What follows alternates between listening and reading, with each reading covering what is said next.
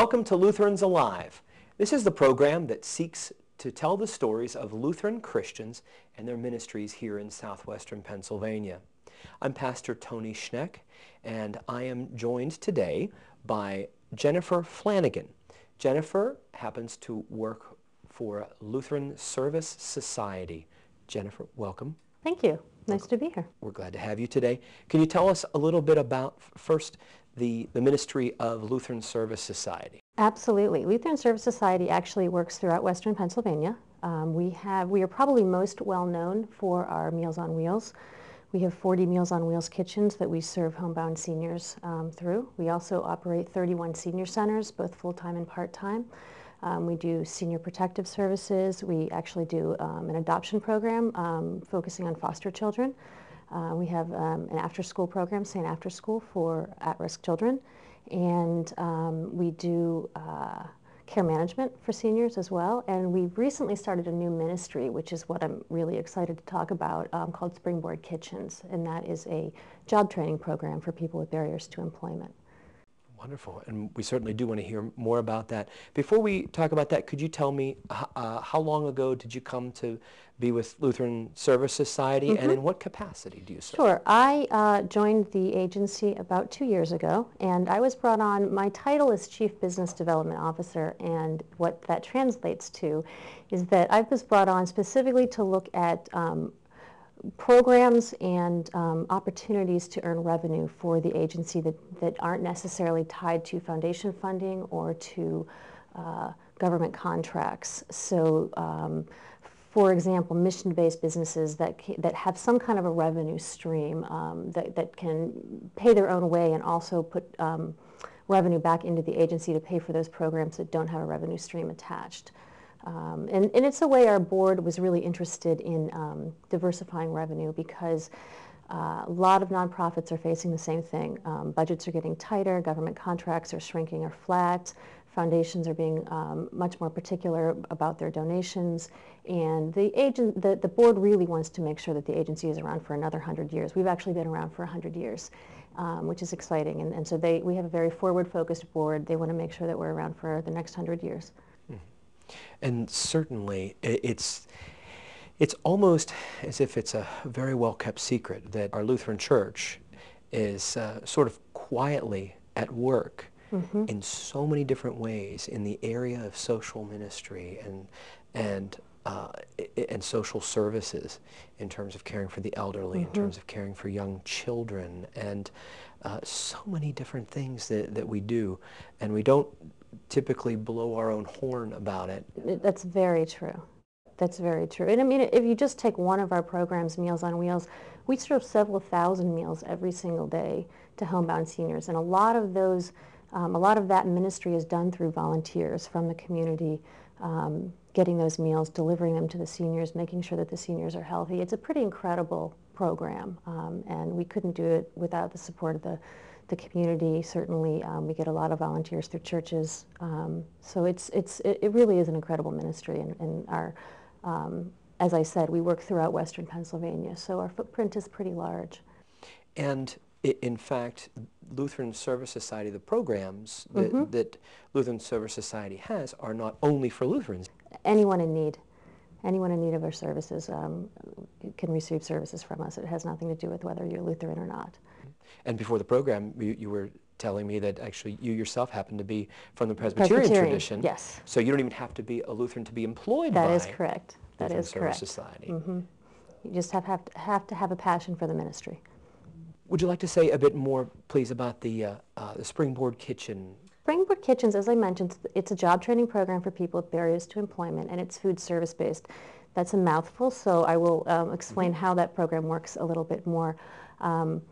We operate a working kitchen. We produce about 700 to 1,000 meals a day out of this kitchen, and these are meals going to other agencies that have contracted with us for daily food service to their own clients, as well as catering. We do a lot of catering through that kitchen.